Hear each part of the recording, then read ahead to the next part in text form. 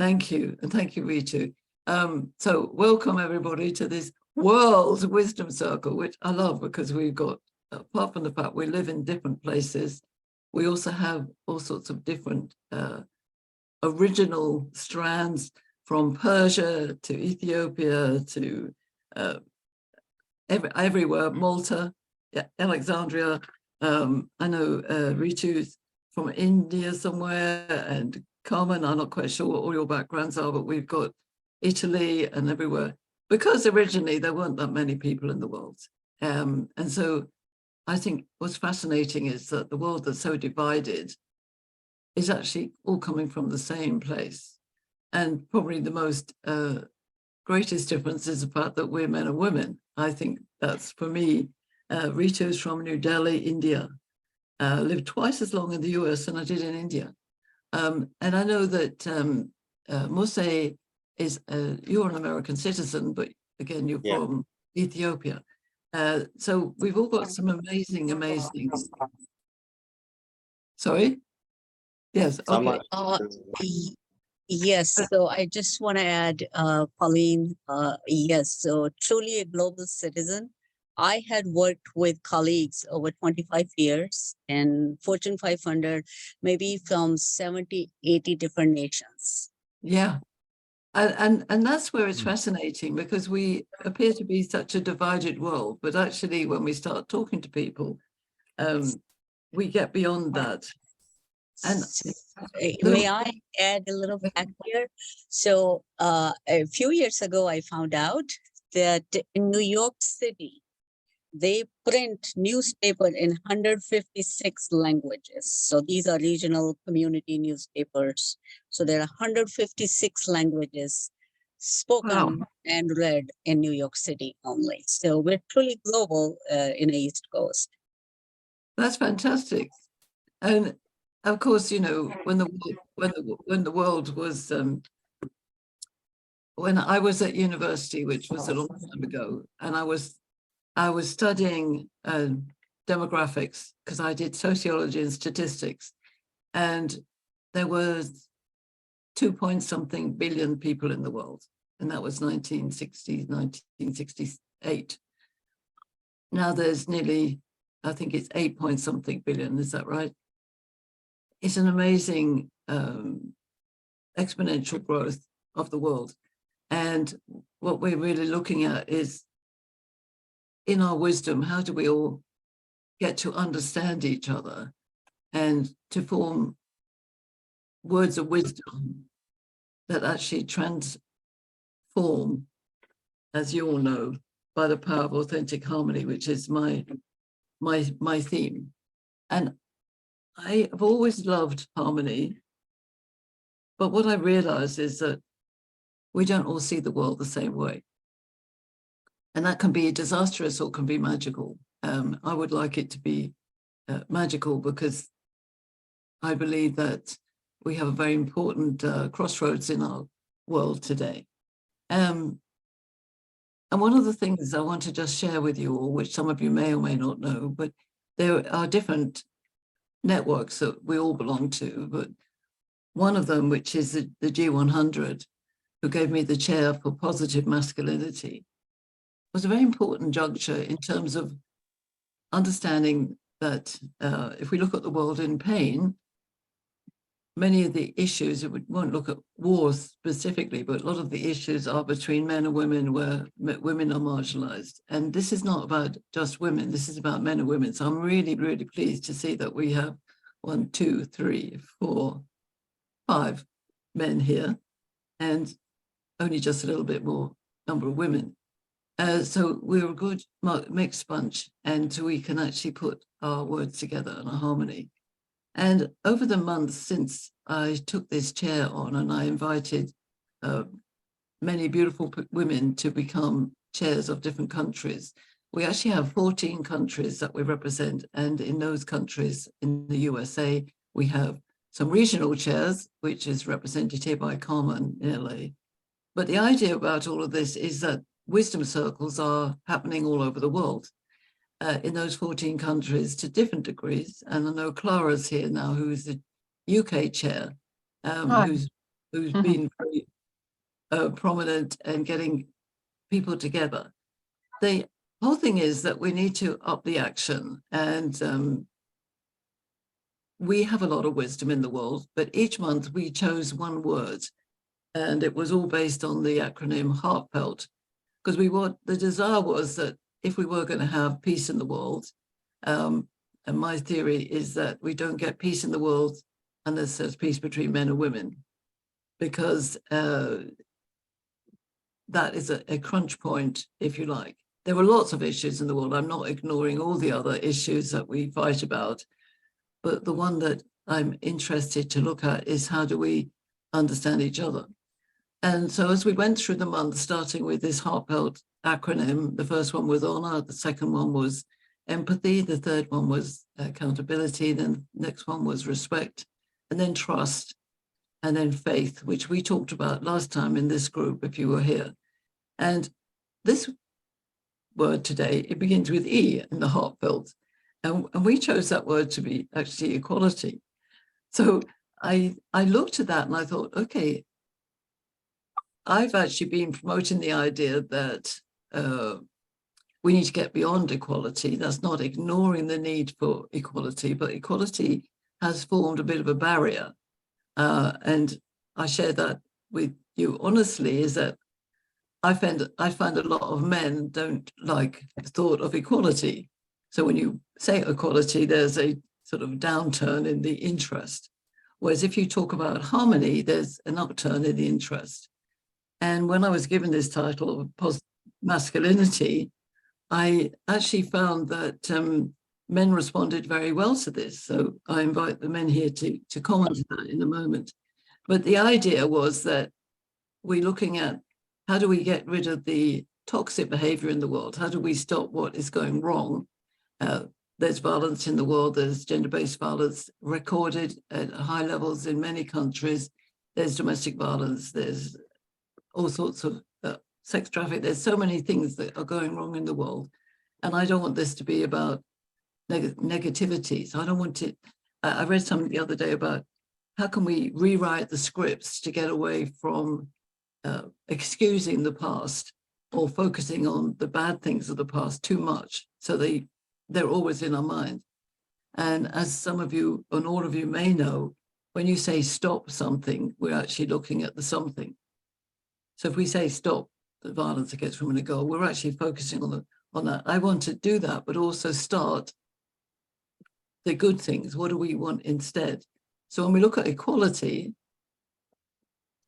maybe looking for equality is not the mission we should look at. Are we equal? We're equal as human beings, for sure, but we're not equal in terms of our magnificent differences. And therefore, equality always needs explaining. And I think the challenge with words like equality, diversity, equity, inclusion, they've all become words that we don't necessarily talk about and understand the differences. So if you put the word inclusive out, that might mean something different to each one of you. In reality of what that means, doesn't mean I include everybody, that I let, don't necessarily look at immigration, but does that mean I let every single person into my country because then they cause chaos? Is that what we actually need? How do we get the conversations together that actually brings trust into the idea of harmonizing equality? And just as a point of interest, and I'm delighted to have Dr. Leila here, who is just popped into the room here, so welcome her. We haven't seen you in the Wisdom Circle for a bit, Leila. So it's lovely to have you here. And Dr. Pauline, thank you very much. And yeah, I'm glad to be here again. And your country of origin is France, but I'm based in Germany for a long while now. Yes, and in Africa, your origins are Benin and Morocco. Benin and Morocco. Yeah. So Ken, we just commented at the beginning, Leila, that we have strands from Persia, from Ethiopia, from America. America comes from England and Italy and Europe, and actually the whole world is a melting pot of who we are. Yes. Thank you. So just to look at, how do we move this dial? How do we move this dial from equality to where we need it to be? Each one of you is wise, otherwise you wouldn't be here.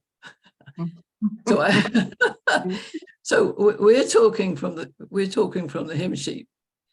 We're in the choir, and I think one of the interesting conversations we had in the last G100 chair meeting was, how do we move this dial? How do we make sure the messages are consistent, and who do we get to be our influencers, our champions outside of ourselves? Because I would say you're all good champions, but how do we actually get, and I'm not necessarily referring to politicians, but who are the influencers? Are they politicians? Are they government bureaucracy? Is it church leaders? Is it media? Is it sports? Is it entertainment? Or is it business leaders, like my favorite, Richard Branson? But, well-known advocates of what I would consider the kind of future that I would like us to be able to live into, and sooner rather than later, because there's lots of things coming down the line.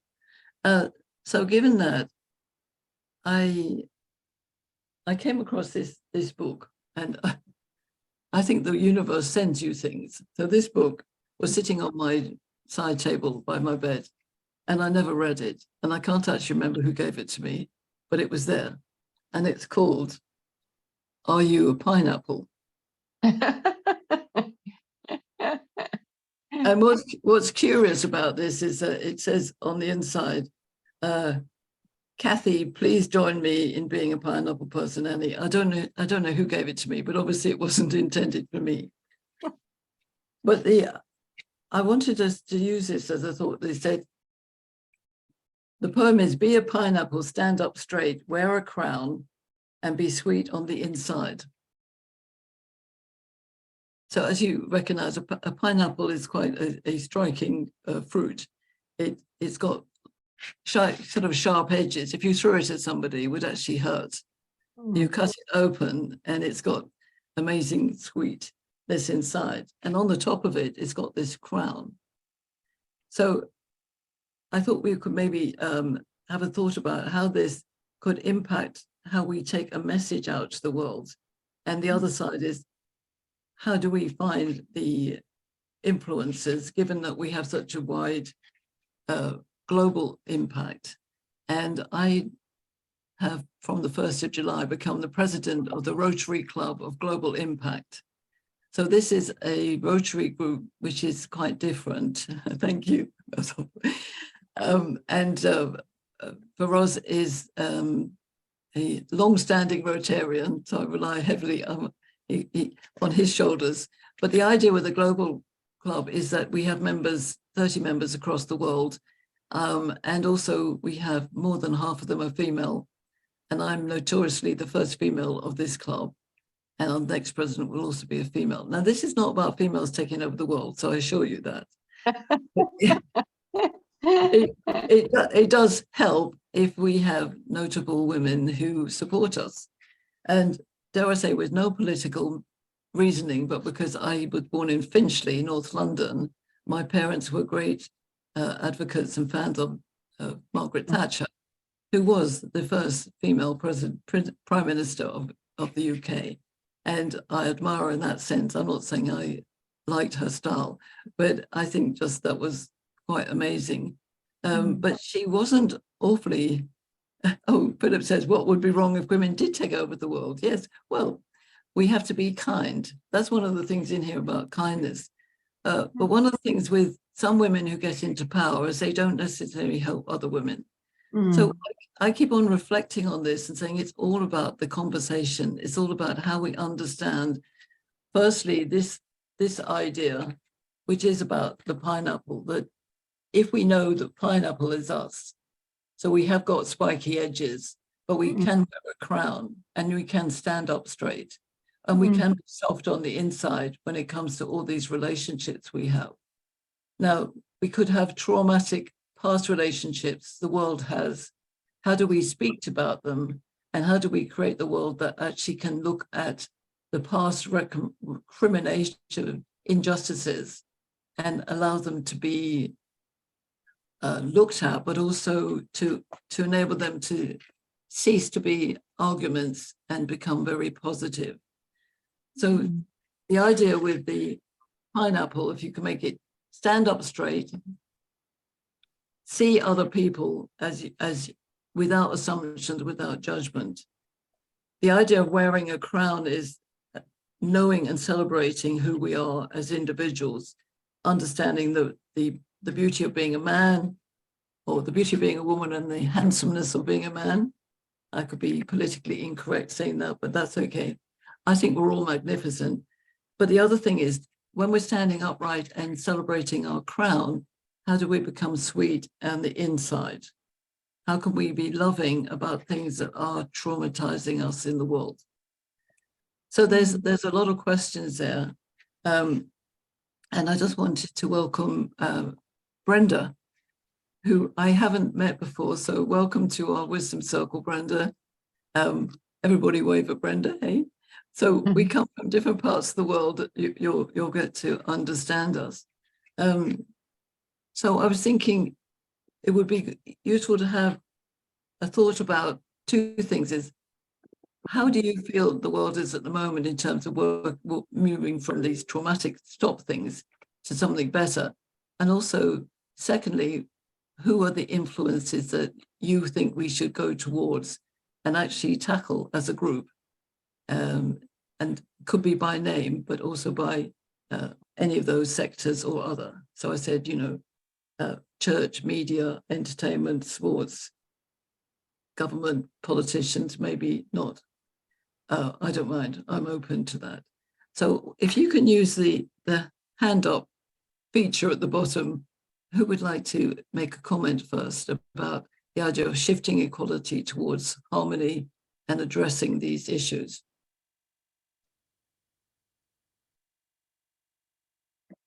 I don't mind going first if no one else wants to. In for a penny, in for a pound. Absolutely. So key points. What do we want to, what is a major trauma we're trying to get out of with, and do we want to move it? And major trauma for me, I mean, I've looked at this for a long time, is wealth distribution.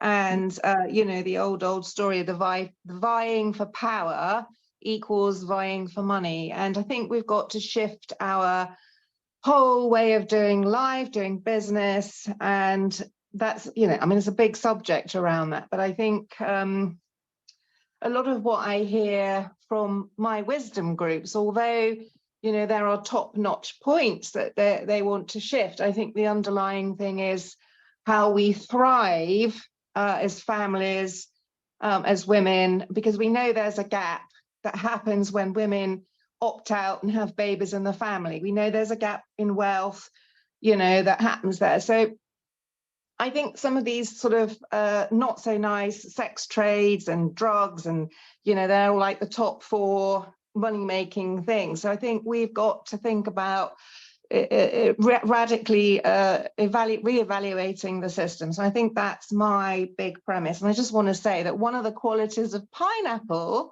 is that it's actually good for you as well. yes, thank you.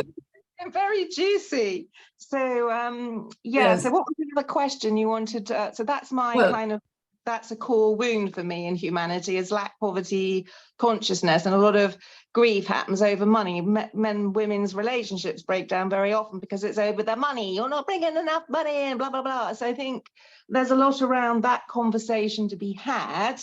What was the next question? Okay, well, I tell you what, let's do that one first. So we'll come to the influences later. So keep that ring fence. So basically focused on the inequality of wealth. So that's a really good one. So let's flag that up. Okay, who's next? Adolfo. So keep it to what's a key point, Adolfo? Yeah, it's corporate responsibility. The resources get accumulated and distributed by chief executives, and women and their ability to integrate and create community have to be represented there. Otherwise, we're asking government, whose only bureaucracy and is going against business interests to fix a problem. No, it relies on the people that are moving the economy forward. Yeah. Okay, that's fantastic. So we've got corporate responsibility, basically putting more women into the right places and making those conversations work. So Carmen, where are you? Oh, you're on mute. You're on mute. Carmen. I'm a mime. Hi. You're just supposed to guess what I was saying. I love that Clara brought this up, and my feelings meld with the second talking point of we are the influencers. Stop looking for the outside power source when we are the power source. And I know my personal experience, there's more and more people that just are choosing to create a life of abundance on their own terms. So if you're not getting it from the corporate, leave. And you can't be empowered and a victim at the same time. So that is a tough thing. But the more women rise up and say, I'm worth more, I'm going to create something I'm going to design a life of abundance that makes me feel good using my own gifts and services as a way to create abundance, the more we light the way for others to do the same. The more women that step up and say, I deserve more, and take that uncomfortable action, the more we hold space for other women to do the same. And there are examples of that. For example, there's a woman named Rachel Rogers. Is anybody familiar with her? No. Rachel Rogers. Yeah, I'll put it in the chat. I recently listened to her book called We Should All Be Millionaires. And she has a whole club, a whole group of women that are stepping up and making six-figure plus income. She has a 10K in 10-day challenge where all of these women are like making $10,000 in 10 days. And then they're like, what else am I capable of creating? And supporting an environment like that. And the more we do that, then you're in the room with venture capitalists and other people that are starting companies, and they're just starting their own thing instead of waiting for somebody else to do it for them. Excellent. So I love that. And I think it's about grabbing those and actually putting them out there. I just want to inform everybody that on the 23rd of July, which is a Sunday, we're actually going live with another G100 group in Dubai. So we're going to putting these messages out live.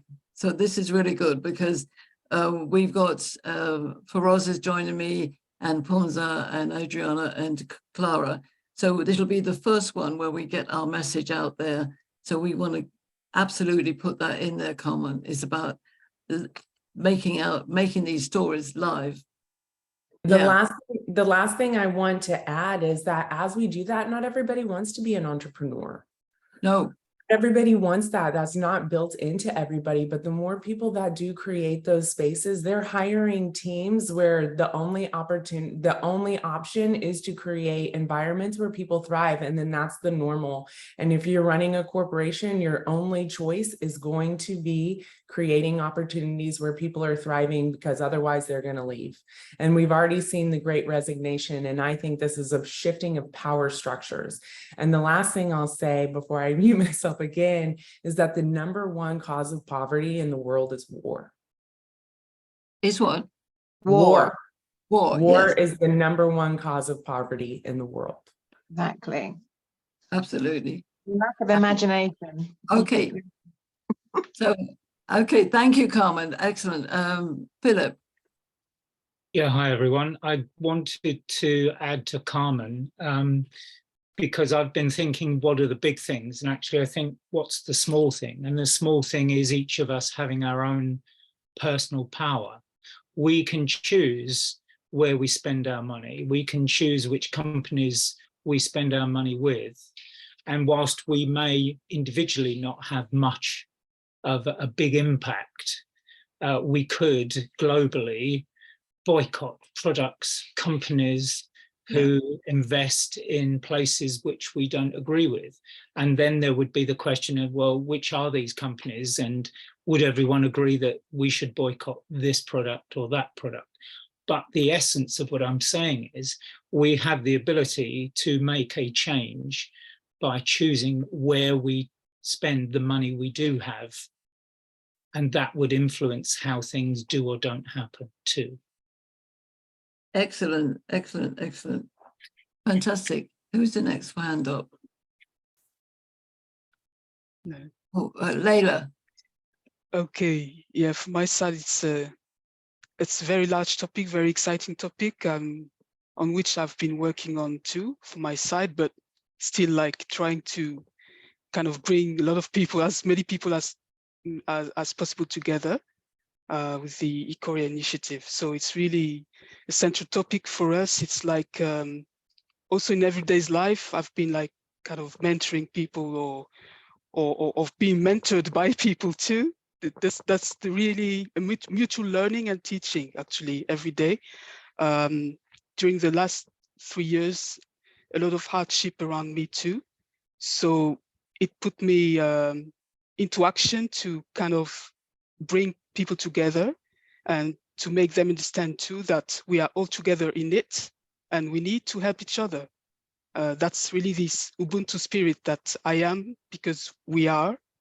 I live it every day, actually. I can see that many people are isolated but they're suffering, you know, and it's like a lot of don't dare to seek help. Some do, and that's good.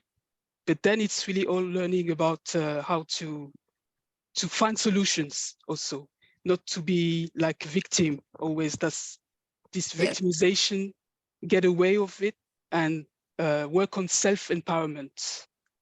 Yes. So that's why at Korea we're more action-oriented, but we are first building up a strong foundation with strong principles to grow step by step, slowly and surely, and so that people will be involved because they feel like being involved. They don't have to be forced. It's Absolutely. all about love, you're right, and getting far away from hate. That's why Carmen, when she mentioned war, yes, I agree that we've been divided every time, but we need to understand where, no, we belong to Earth all together, and we need to respect all species on Earth. Jobs, yes, but we can view it differently. Activities, that each one of us is unique. So each one of us has tastes, and they can then be involved in common projects with their strengths, weaknesses, and they can be educated, get education, free education for everything they like to achieve the goals. But that needs to be in harmony with the planet. That's why, that's the point. And that's really a lifelong journey, education about the whole planet, life, technology, but not only technology, let's say, and also arts, science, of course, because it's all about finding out or discovering, you know, and learning how to find the truth, seek the truth, but in a scientific way also, right? Not just believing in something, because otherwise each of one believe in something maybe, and then we keep on being divided, right? So that's my take. Sorry about being long, but that's, yeah, more or less my thoughts. Absolutely. Thank you, Layla. And we as I said at the beginning, what's fabulous is that we are, as Carmen says, we are all the wise people and we are the influencers. All we need to do is to spread that out so that this consistency around, for me, about authentic harmony is about individualism, but also that we are all the same. We're all human beings, but we're all beautifully different. And also stopping the points where the wealth gap, the corporate gap, all those gaps are being understood from a human point of view. So the next hand up is Matt, and then Val, and then Christine. I think I've got that in the right order. So Matt, your view briefly. Thank you. First of all, sorry that I'm very late. I was talking to somebody in one of my conversations, and you know how that sometimes go. Yeah. So I've only been here for a few minutes, and I don't really know if there was a question posed or anything like that, but I've heard enough to be able to hear what people are saying, and not just people in this room, but people everywhere, all over the world, every single house, every single country, every single street in every single country, people everywhere. We want change. We need to find a system that does that, and we need to get hold of that system and propagate it into everybody so that then we can join together as one, not just little individual sticky plasters that we're trying to stick on problems that are just incapable of being dealt with by sticky plasters. We need to change systems, and we need to figure out how to do that. I've arrived a little bit late. I'm hoping that some other people have some systems that they can help to change. I have a system that helps to change everything. Anybody wants to find out, please connect to me on LinkedIn. If you can't find me through Pauline. Absolutely. We can always find you, my darling. Oh, Okay. yeah, probably. Yeah. Yeah. So Matt is looking at, ways in which we can shift the wealth around so that it kind of supports also what Philip was saying is, where is the money flowing to and where it's not, as well as the emotional side of what we're talking about with what Carmen mentioned and Layla. We are amazing, incredible human beings, and to really be able to say that hand on heart, be the crown of the pineapple, put the crown on. So I'm going to go to Val. I think you were next, and then Christine. Val? Thank you. Wow.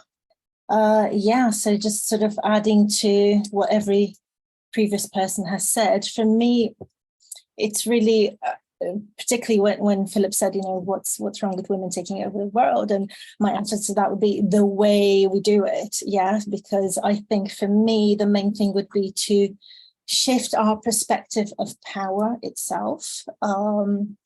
And just, we need a new power paradigm, really, because the power structures and the power systems that we grew up with, the ideas of power, so a zero-sum game, the winner takes all, it's a race to the top and it's lonely up there, all these ideas that to me could quite naturally fall away if one major thing was changed. And for me, it's always education. For me, it's always at the input level. We see a lot of big acts and big measures when it's often too late. So governments making big announcements about changes to this and whether there's enough money on the budget to change this, but they're trying to change things on rotten structures already, rotten foundations, and just really kind of misaligned ideas of what power is. And in my circles, we talk about the new paradigm of power being a soft power. So when we talk about things like queen and crowns, it's that kind of, not Margaret Thatcher style leadership, but a more feminine style of leadership, where we are inclusive, where we own our masculine and the men around us, to be empowered, like Carmen said, empower ourselves. And one of the reasons why women occupy a lot of that entrepreneurial online space is because it's flexible. So that's a different idea of power that a lot of big bosses struggle to deal with, like, with flexibility, what does that mean? What does that look like? Yeah, thank you. And I love, we'll come to Christine in a minute, the idea with power, that's where I brought that word in, the power of authentic harmony. Power as the power grid. So you see all the electricity pylons across the world firing up our world. And I see all the hearts connected. That's the power. So if we power up every single human heart across the world in harmony, and we become, if you like, global citizens, we can get rid of war, and we can get rid of poverty, and we can get rid of everything, because we're gearing the power grid from our hearts. And that was really my passion when I started Corporate Heart 30 years ago, the heart of business, but there's also the heart of life, the heart of the community. And one of the things that I observe with women over the last 30 years is that we bring life into business naturally, And that's not a detriment to men who created the corporate environments the way they did. But now we can change that because there are more and more economic factors that are inviting us to do something which is more heart-centered. So the idea of powering up from our heart, that's where you're all the orchestra of authentic harmony. Christine, my beautiful sovereign. Oh, hi. I'm loving this conversation. First, I want to speak to the pineapple. Sometimes you don't know the way in. It's a hard surface, and it could be intimidating or challenging to get in. So what is that opening? That's for all of us to figure out the how. But yes, and once you get in this inside, oh my God, it's sweet and luscious most of the time. So what I wanted to say is, speaking to Carmen and the influencers and Philip and our personal power, we're the pioneers right here. We're getting the conversation going. Where do the other leaders, power folks, create that setting to have this conversation? It's really where are they going to make that happen? It can't happen in the boardroom and all the same old places. Look how it's happening here. So what would that look like? Investing in a new system, however you can choreograph the setting where that can unfold so beautifully, even if it's one-to-one, discovering something new about each other outside of the norm is where the essence and the beauty and the unfolding of each individual's personal power will happen, and how they can learn to harmonize with each other, because there's that incredible discovery and exploration, because a new experience of, wow, we're gonna be in this form, in this setting, one-on-one, and then we're gonna go groups of 4, and then we're gonna take it all back, kind of like what we do in breakout rooms, and then we come back together and discuss. It's really, I think, at that level of the where and the how to create the setting for the conversation. Yeah, and thank you. And one of the things that my amazing mentor, Philip, here instructs me to do is to forget about the how when we know when we really focused on our intention, the how comes to us. And that's what's happened for me, certainly in the last few weeks, is that I've suddenly had amazing opportunities to go live in a conversation with Dr. James Cooley about my work with the gender dynamics. I got this opportunity July the 23rd, where we're going to take some of our group to talk to another group in the G100 about what we're doing about authentic harmony. So finding these rooms, which are not only in our personal spaces, because each one of you in a different place, and you're having conversations with people, and that's spreading. It's how do we then make sure that the world sees us? It's happening. It's already happening. I will come back to you in a minute, Matt, if it's about the next step. But I just want to, if I may, I wanted to just invite Jane, who's come in here from Kenya. Is that right, Jane? Are you online here? Yes, I am here, Dr. Paula. Again, Jane is new to our group, as well as Brenda is. So I wanted just to introduce, Jane is now a new G100 chair for Kenya. But I noticed this morning on LinkedIn, you're part of an HR conference about the talent, and that would be also about the talent of women in the corporate workplace. Is that right, Jane? Yes, and the many changes that are happening in how we accommodate how we become more inclusive for both men and women, more inclusive for the different people, and including the generations, gender, races, and how we just keep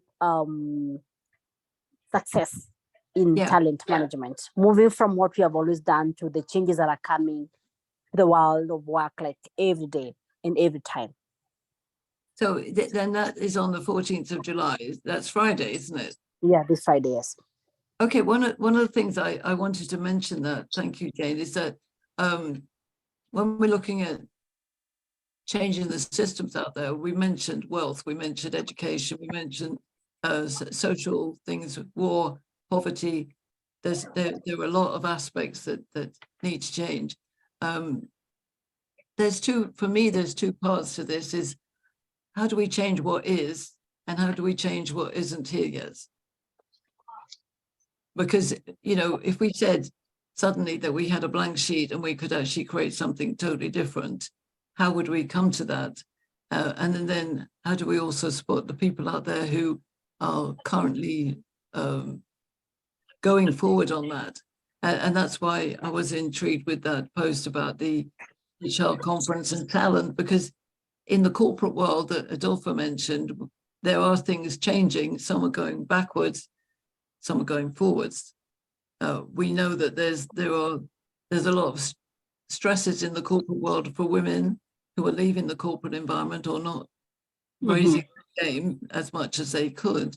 So we need to make sure that we follow somebody like Jane, who's out there talking in that corporate space as well. So we're looking at a social environment as well as the corporate environment. It might be great to chuck the corporate environment out of the wall because it's nasty, but we're not going to be able to do that yet. I think that we got to find the good players personally and find out how we can also help that happen in any corporation or business arena. So Matt, what's your relevant point now at the moment? Because I want to move on to influencers. So I'll give you the floor. Yeah, we can move on, and I'm sure that I'll cover my point in something else anyway. So don't worry about that. I know you will. So what I was thinking about is the messaging is one side of it, and we're all agreed that we're a wise tribe. We are saying the right things. It is about, as you know, Carmen said, it's about the life of abundance. It's about sharing that from each of our own point of view. And we're all different. We're different ages. We're different cultures. We're different preferences. We're different in lots and lots of different ways. And we honor and admire every difference that we have within the room and within the world. I hope that we're all agreed on that. And we would love a world which didn't have any war. And that's another whole discussion. But I wanted to ask where we felt, given that we are the influencers, how can we put ourselves out into more places of further influence? Where are those platforms?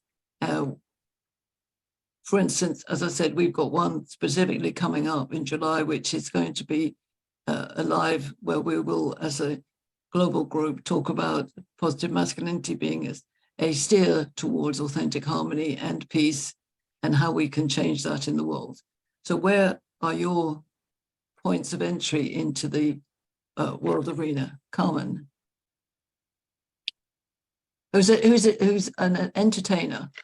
Yes, I find this very exciting and a reminder and validating in certain terms, because this is something that I do, and I'm into comedy is one of my things, and I have this moniker that laughter is medicine and love is the answer. And so I think about, I have a friend, Maria La Quinta, who is the heiress to the La Quinta Inn fortune and a political party starter. She started the Party, putting the fun in politics, and she talks about creating world peace through dance. And if everybody's dancing, I'm feeling healthy and sexy, then we have no time to make the wars, babies. And at first people are like, oh my gosh, this is so ridiculous. You know, she's very well endowed and this blonde haired, but then after a moment, they're like, oh, this is, yeah. Like if we're all feeling so great, then like we don't have time to make the wars. And also it is really, our media is really powerful. You know, the stories that we tell and what we watch really shapes our culture. And it's really interesting to go search for something that's joy-filled. And so much of what we see is trauma and drama, and we've normalized. It's nothing for us to see a show, and I don't mean to speak to everybody's experience, and so if I'm generalizing, I just want to make a point and acknowledge that we don't think twice when we see somebody's get shot or their head blown off, you know, in a show. But if we see its skin, you know, naked, it's offensive. And it's just such an interesting thing. And I think about one of the things that in a movie that I wrote, nobody drinks alcohol. Like, it's so normalized, like alcohol. So like why we believe what we believe. And for me, this is like my thing, but I think we all have our thing that we are creating, and to whatever that is for us, to really see the value in that and how that important that is. And I'm sitting here thinking like, yeah, girl, like just keep going. And the people that the more I value what I'm doing and the more I believe in what I'm doing, the more I'm going to attract people that want to be a part of that vision. Yes, And that's great. And in fact, what came to mind was that we could create a movie. Maybe there's more of those things. I wrote a story, which I think I sent to you, Carmen, which was about 3 men and 3 women in a spaceship. And their mission was to come to England, to come to the planet, which was in chaos, to solve it. And these 3 men and 3 women were from my gender dynamics map, of course. And interesting enough, I put the woman in charge. So the captain of the ship was the ballsy magician, and the ruler guy was a bit upset about that because he thought he should have got the role. And it's about the dynamics within this confined spaceship and how it was going to land and try and solve everybody else's problems. But of course, they had to solve their own problems first. And I think that's where we are, that we need to make sure that our own ship is in order, and so that we can demonstrate that. So for me, like the power of authentic harmony, whenever I'm out of harmony in my own life, which does happen, and that could be anything from, you know, chaos in the kitchen to an argument to something out in the environment, I address it and say, what's my responsibility?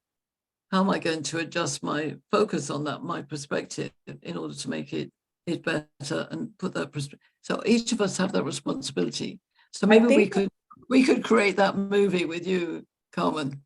I do think that is a great example. When people see that, it makes them think. Philip was nodding his head when it was like the man thinks he should be in power, but how many people watching that would think, oh, I've had those thoughts, or I've never thought about that before. And separating this aspect of humanity, of storytelling, which is part of who we are, with our perceived notion of what Hollywood is. Yeah. And when we tell our stories, it's so powerful because people will poop on Hollywood, you know, and Hollywood this and da. And at the same time, our stories are part of like who we are as humanity. So that's a way that we can also shift power structures. Absolutely. And I just wanted, this was something I read this morning in the book about pineapple, which was sent to me obviously by an angel. But this lady said, committed to transforming achievement from good to great by teaching people to rewrite their excuses into successful accomplishments.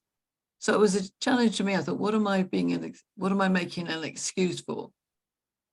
And there's no excuse for abuse. And there's no excuse for sex trafficking. There's no excuse for damaging behavior across the world. So that's where, with the pineapple, we need to use the spiky bits, but then the sweetness inside. So that was really about entertainment, media. Are there any other influential places in media that we think we could venture towards? Has anybody got thought? Yeah, I going back to what Carmen said. She actually took all the words out of my mouth because I went first. But I was going to say, when you were going to ask me about the influencer, I've set my whole life up to be an influencer because going back to when I was 22, 23, I actually wrote my thesis on film, A Barometer for Change, because I was so disillusioned by what I was seeing in the media. And I thought, well, the only way I'm going to change that is to challenge it and live my life. And in fact, my coaching practice, Divine by Design, the tagline was, live a life of freedom, joy, and abundance. And we are the ones, because I walked out of a very complex marriage with 0.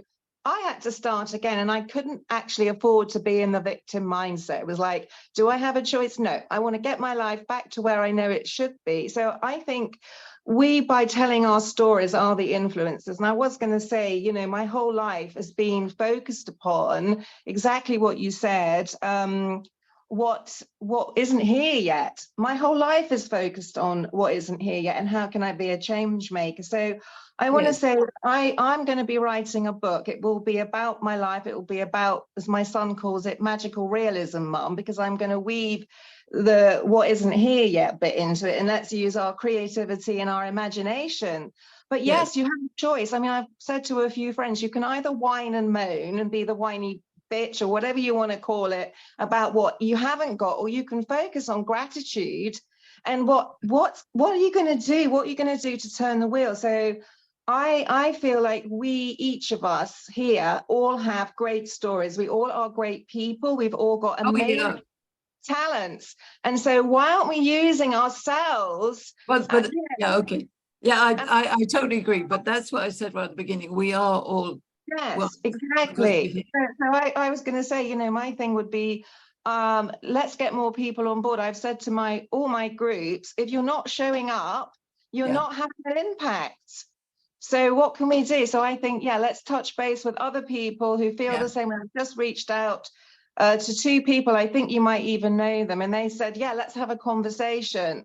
So I think let's magnetize all the people that already are in influential places doing the work, and let's give them some new fodder to throw out there. Oh, absolutely. That's what we're saying. And that, absolutely, that's the theme. The extra bit is we're doing that. We're getting out there. How much further can we go? And where are the right places? Even like in Hollywood, not all of Hollywood is great. Where do we get the right influences to take the movie somewhere? So we're totally on the right path, Clara, and it's happening. And that's why I invited you to the live on the 23rd. So it's when we look back at the list, for instance, in the education field, for example, which I understand a bit. Sadly, Sir Ken Robinson has passed, but he would have been an amazing influencer. I don't know whether you all know Sir Ken Robinson, but if you don't, please watch his TED Talk, because he was stunningly in the right genre for what we're talking about, the wisdom of the world. The uncertainty of the world and using your imagination to create something new is scary for lots of people. So we want to find those people who are adventurous out there in these different fields. So as I said, like media, which we've mentioned, what were the other ones? Sport is a good one. Sport is a brilliant one. So sport is another big one. And again, I've got some connections in there, but that's something, if anybody has a thought of how we can venture into there. There is a lot of women in sports now who are certainly in the football world, and the women footballers don't get as much as the men, so there's still inequality there. But there are potentially sports, women and men, and also looking for that harmony. So getting the right messages out there in sports. And religious circles, I don't have many connections in religious circles. So I have a couple who has shown up once or twice to the Wisdom Circle, and I'm due a call with her, and she's very high up. And she has a lot of clout and a lot of influence, but I've kept my powder dry with her as yet, because she's very open. She's already challenged a lot of stereotypes. She's got a CB or whatever it is of the Queen. So she would be a good one. Yeah. Okay. the thing is, I want you to think about where these avenues of influence are. Matt, you've got your hand up, and I know you. I'm inviting you to say something, Matt. Is your hand up? I can't hear you.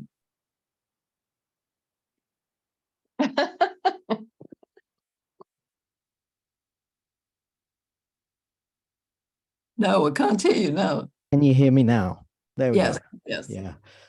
Sorry about that. Technical difficulties as ever. So where I have would some you contacts. I have some contacts in TV and potentially a bit like Clara. I've got a meeting with somebody, hopefully in the religious circles, possibly in music this evening about 10 o'clock. So yeah. Excellent. I think the thing is for me personally, the wisdom is obviously focused around harmony. I really want this message to be, because if you think about it, our voices when we're in arguments are not in harmony. When we're in war, we're not in harmony.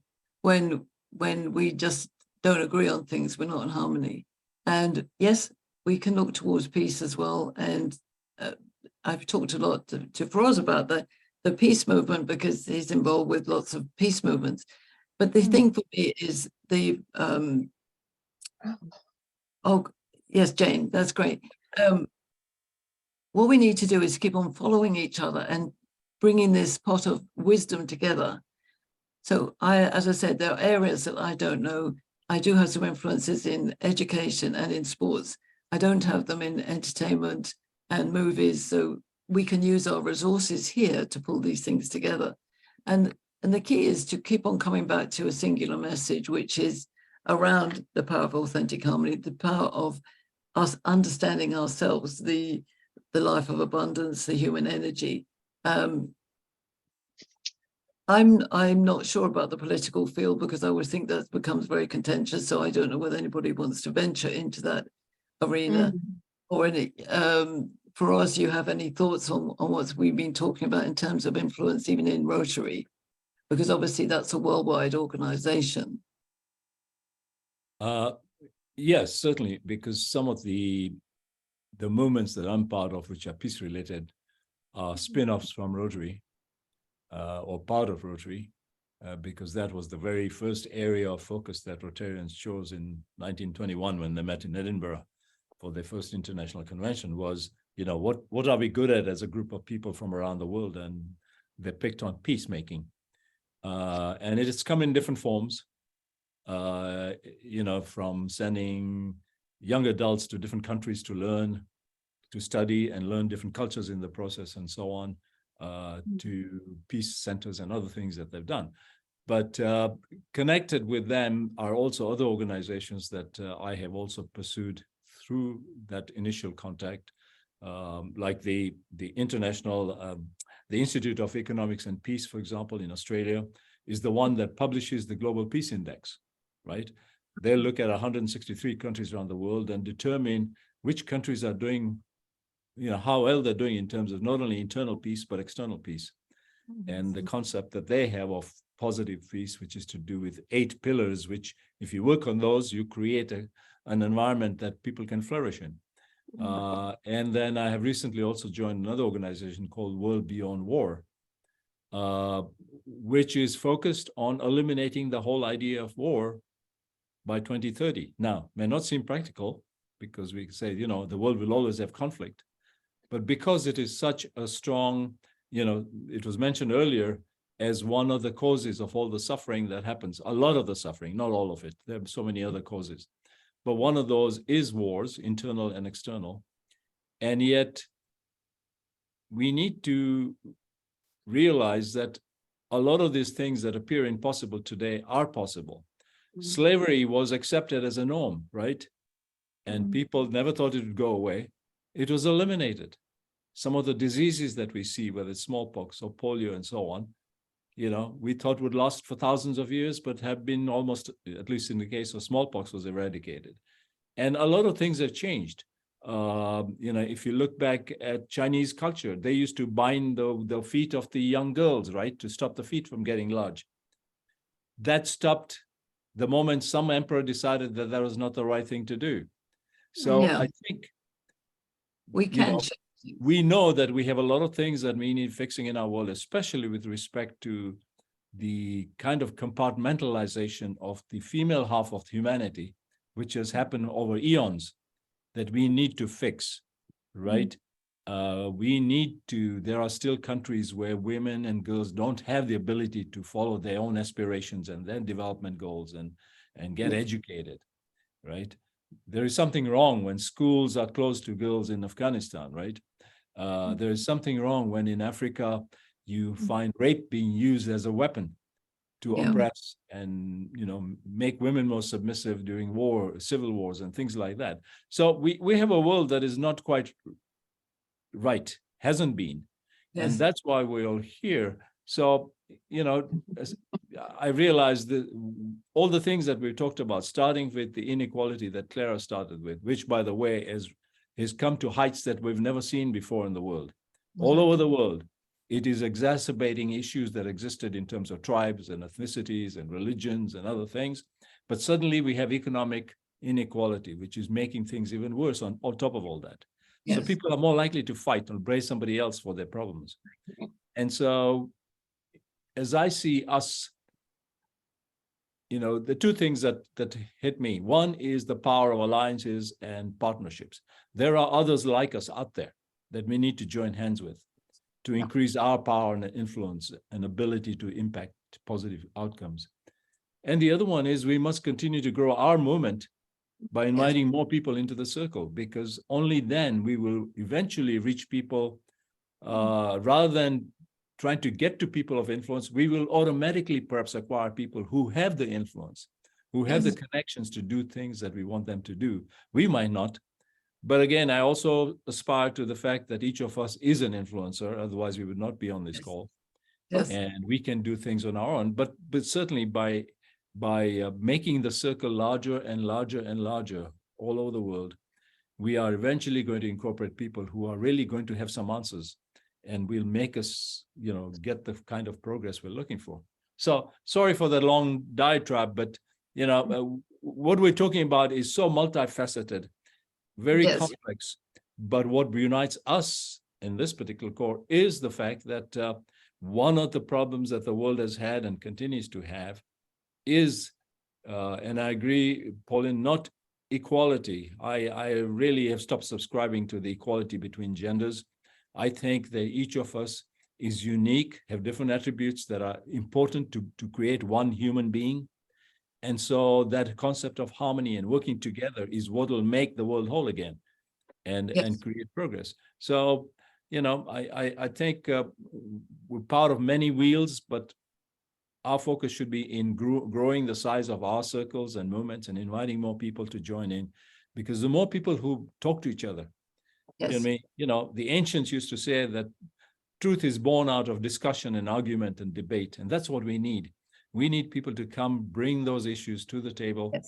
And I think, you know, people will get not only wiser, but we will start taking actions that will make an impact. So exactly. I'll shut up now. Thank you. And thank you for that. And it is important to know that we, certainly in the G100, we've got 14 countries represented, and 2 of those in South America, Chile and Brazil, where things are really very diabolical, as in many countries with regards to women. And we had a point of view from a colleague of ours in the Rotary Group from Somaliland, where she was talking about the fact that there was, you know, tribal arguments going on even now, and the idea of getting into a space of no judgment.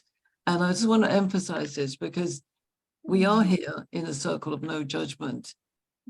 And we don't need to get angry. We can be passionate, but not angry, because anger will create potential abusive behavior and damage, but also control. Don't try and control when you're in your circle, but enable it to flow to a certain point where the how becomes necessary.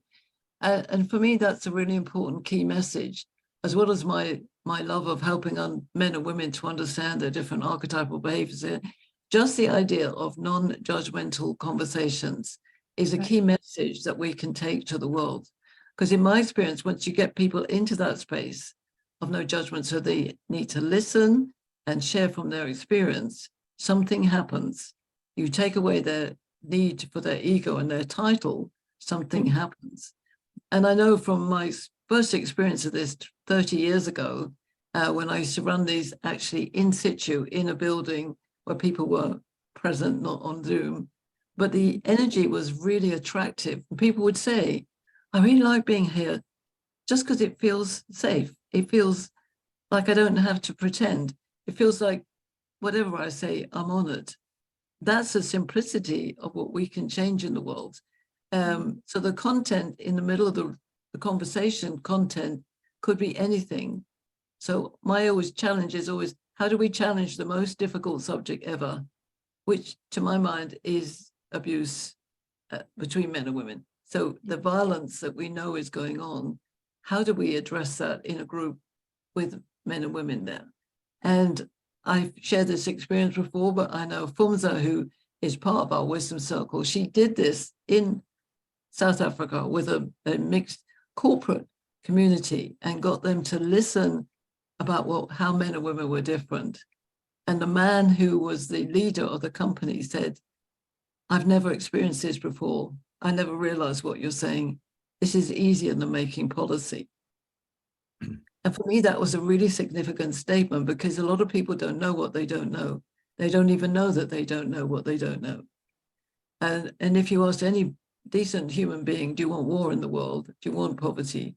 Do you want abuse? They will say, no, I don't want that. So how do we shift this conversation around? And one of the things we can do is we've got these 14 countries. My contact from Chile was going to come in today. We did have Rosa from Brazil come into our meeting the other day, sharing some of the awful things that's happening. And even this morning, I was reading somebody's report, a woman, about what was happening in Chile. And it's awful. I mean, you know, we might think that it's bad in England or America or wherever we're come, but some of these other countries, it's horrendous. As she was saying, you know, you just cannot stand up and do anything because you'll get sliced down by the police or just ignored by everybody who could support you. There's just such an amazing atmosphere of fear. And that is really something that I'm very fortunate that I don't experience. Excuse me. So, Matt, you've got your hand up patiently there. As always. Excuse me. So interesting that you say that if you ask most decent people, for want of a better phrase, if they wanted poverty or war or discrimination or violence or any subject that you care to pick, my experience is pretty much like yours. They would say no. They would choose the other option. They would choose peace. They would choose humanity. They would choose love. They would choose reasonable things for reasonable people. Everybody deserves a little bit more in whatever realm you want to express that in. Except we're hitting upon something that we're trying to change that is not likely to change, which is the patriarchal systems that are in governance above us. And those are very unlikely to change. And we're trying to find some other powerful thing to combat that with. Now, patriarchal is not males. You see a number of males in this room, all of whom are doing, I believe, because I've spoken to a number of them, wonderful things. And I've spoken to a lot of wonderful guys who are doing a lot of wonderful things, despite being guys, despite wearing suits and ties, and despite being white or middle-aged or black or whatever the case may be. Those things do not matter, and neither in many respects does sex. The thing is that people who are in power are considered powerful people, and they are not the thing that we need to use to make change, because we can't use those powerful people. Instead, we can use people power. And interestingly, there is this thing that is supposed to govern the world, which is called democracy. except we can't control that either, because that is controlled by the powerful people at the top, the patriarchal system, not males. And sure, mostly they're males, but not males in general. We need males to vote in this democratized system to be able to demonstrate to these people that either they change what they are doing because people want change, or they will change the powerful people because the powerful people will give way to people power. We have technology that enables us to do this. It's called the media. And it's not just TV or film or music or religion or whatever, sport, whatever the ones that we've already talked about. It's about making change and having a different platform. Sure, I talk about kudos all the time, but I have a few ideas. Now, let's imagine that there is a way for people to individually join as one to cast a vote that shows to these powerful people that actually what people want, and demonstrate to each other, people to people, because they can see the results of the actual democratized voting system in some way. I know how to do that. It's not very easy, but it's doable. And if we could do that, we could prove to these people without a shadow of a doubt, because we can prove to everybody, because all of the results would be visible and they would be reliable. Then we can prove to these people, doesn't matter what you think, that you want war because it makes you money, that you want poverty because it makes you money, that you don't want people to eat because it makes you money, because you want to get rid of people because really you're scared of people power. Well, people power says, this is what we want. We want peace. We want good money for people. We want people to have places to live. We want justice. We want all of the things that are wonderful that should exist in this world.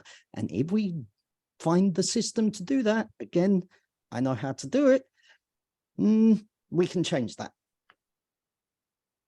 I think there's an awful lot of things that we can change by drawing all these strands together. So thank you. And I know that you're doing a lot of stuff with your kudos platform. And yeah, the other thing I want to suggest is that we all keep note of what we're each doing, keep a note of what Matt's doing, keep a note of my thrust. My thrust is very focused on the elevation of women with the empowerment of men. And for me, that's really a key. I feel that I can influence the system by ensuring that we speak the right language, you guys, about being men, we women, about being women, understanding in our own culture how that impacts things, and highlighting where there are serious issues that we don't want to be there. There's the challenges out there. I really appreciate everybody's time as well. I know we're heading into our last quarter of an hour. I want to make sure that we do expand this community. I feel that there are now more openings to actually be talking about the themes and that we can maximize that. So for instance, if you can watch us live on the 23rd of July and comment out about it. One of the things is utilizing the networks that we've now got. If they're in the corporate world, the education world, the media world, the entertainment world, the sports world, is how to bring that together. For instance, Jane, who we're just getting to know, but she's obviously in the HR talent arena. How do these things come together with what we said originally? So if we recap, we were talking about the wealth gap. How do we ensure that? How do we look at the corporate responsibility? How do we make sure that the messages around leading a life of abundance, that we always get those key messages out, and maybe what's happening in the talent arena that we know about, what's happening in the peace arena, which for us reference to how do we actually keep an ear to all of us. My passion is to move from control to flow. We talked about this over the couple of years of COVID. We were all going online as we are now. And many of those sessions are on my YouTube channel, and I would encourage you to watch some of them, because we had a lot of attention on how do men and women see the world differently with love, with pineapple. We do see the world differently. We have rulers on here, we have philosophers on here, we have sovereigns on here, we have magicians on here. If you don't know what all that means, then you need to come and have a chat with me about the gender dynamics map, which of course I have one handy here. As you would have seen on my conversation with Dr. James Cooley on Friday, I would encourage you to just watch 2 interviews that I will post to you. One was with Fomza in South Africa, using the same map, and one was with 2 gentlemen. My experience with Dr. James Cooley was as a philosopher, and Dr. Clem, who I didn't know was going to turn up as a ruler. But the interesting thing is that the conversation was slightly different because of questions from a woman and questions from a man. I personally just find that fascinating, because all of them was about making life better, making life more understandable, and challenging the negative things that are happening in the world, which are not all done by men, but there is a lot of male influence that has controlled women, but helping women to be experiencing the elevation, to be themselves, to be a life of abundance. In watching those 2, just observe the questions and also the outcomes desired were all positive. So in terms of what I see in the world, we want and I say with care, a level of equality. We don't want inequalities. So I want a harmony in the theme of equality, and the understanding that every single person in the frame is individual and unique and has talents and can live a life of abundance, which will be different depending on who we are, where we are. And if that is part of this new world that we're going to see ahead. And there are other things like AI and all the metaverse stuff that is coming in, which is also going to change our world. But for me, the bottom line is that we don't want abuse. We don't want toxic behavior. We don't want negative language. We don't want damage. And how do we express that as a group? So the World Wisdom Circle will always be on the 2nd Wednesday of the month. If we can get more people, then we can divide up into breakup groups and things. But we also do have circles running in California, in different countries, in Chile and Brazil, and 3 in Africa, Kenya, Ghana, South Africa. We have chairs, as Jane is here. We have chairs in France, in England, in Canada, Germany. They're not all flourishing yet, in Bangladesh, in Philippines, but there is potential highlights there. So we can draw in information from all those places and say, yes, we know wisdom circles are happening in different places. And there are also lots of wisdom circles that are happening simultaneously by people that we haven't even met yet. Because this is not, we are unique, but we're also not unique, because the sampling of the world, there will be lots of people gathering, have the same mission. And I think that's, for me, is what keeps me alive, what keeps me focused, is being optimistic about the possibilities ahead. And if we could get a level of understanding, value, and peace between men and women, I personally feel that will help us to get rid of wars and all of that. So that's really what we're doing. What I would invite you to do, and I will email you all, is that we have a space on my Corporate Heart website where we can drop information in, we can collect the data that's going on. And I would like to ask your permission to actually put this video of our recording today up on my YouTube channel. If anybody would agree with doing that. I haven't put previous wisdom circles up, but I just feel this is a one of immediate influence, and that we're asking for other people to watch us and join us and send us to the right connections. Would that be all right with everybody? Okay, so we'll start spreading this out. posting out this stories, asking for more wise people to join us, more influencers in those fields, in the media, in the sports, in corporate world, in education, dare I say, in politics, wisely, but we inviting people to take us up to the next level. July the 23rd is Sunday at 8 a.m. Pacific time. We'll be live. There will be a recording, obviously, but if any of you are there to watch the live, that would be fun to have your comments. The G100 is one of the networks of the world and not the only one, but it does have influence in virtually every country of the world, as far as I know. There are 100 global chairs on different topics. So we're in that network, and it does involve men as well. And our denim partner is for us, so which is a wonderful.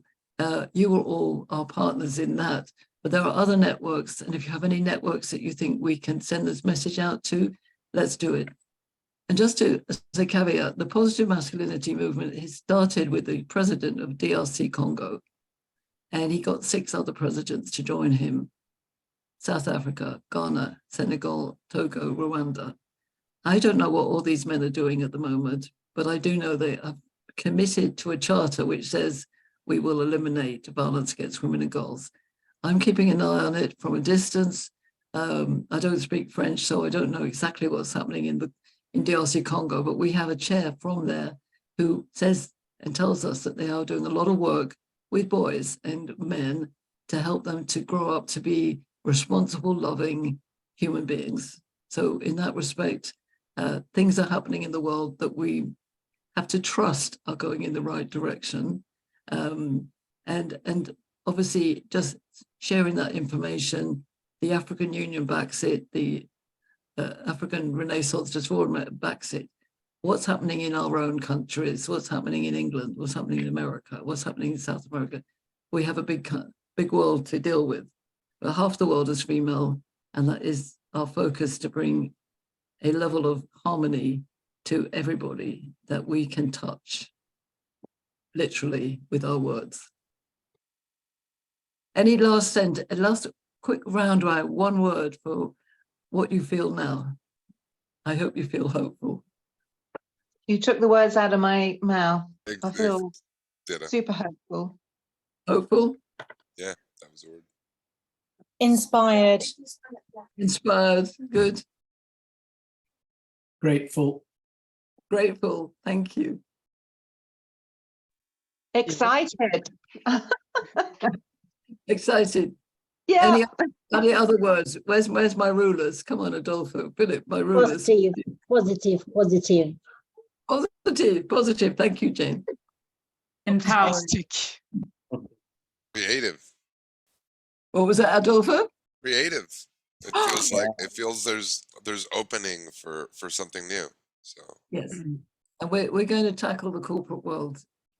Yeah, felt the authentic harmony. Yes, thank you. Any one word, Christine, Philip? Empowered. Empowered, fantastic.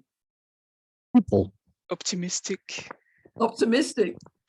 Good. Yeah, like because between last time I joined and this time I can see a great leap forward. People seem to be like decisive, more like, yeah, action oriented. That's my impression.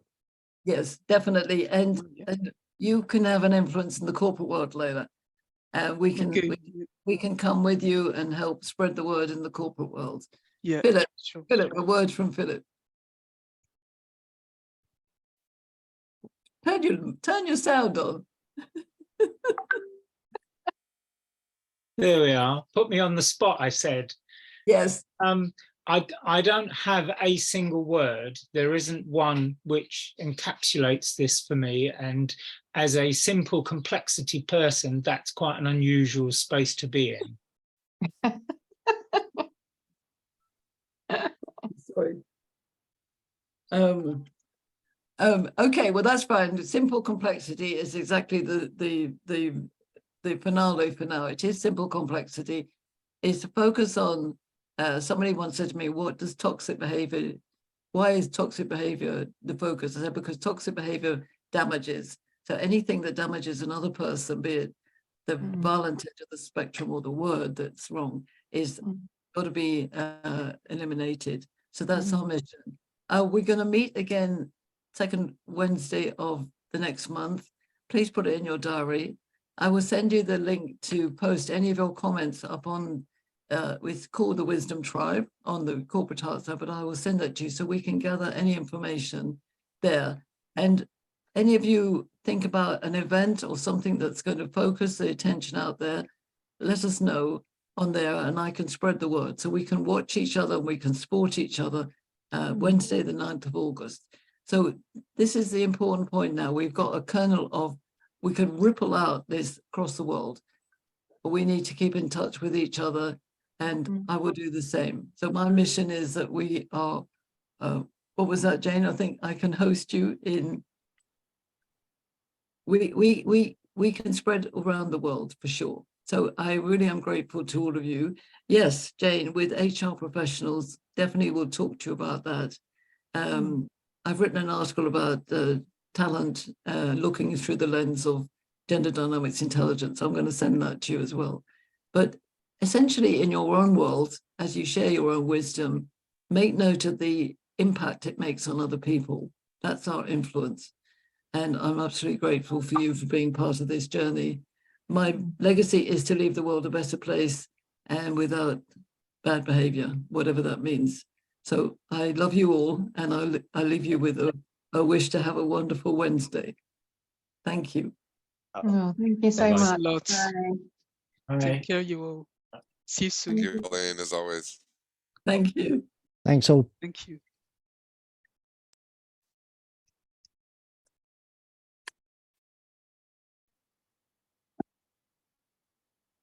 Thank you, Carmen. Thank you, Carla. I'll see you soon. Thank you, Ritu. Thank you, Mose.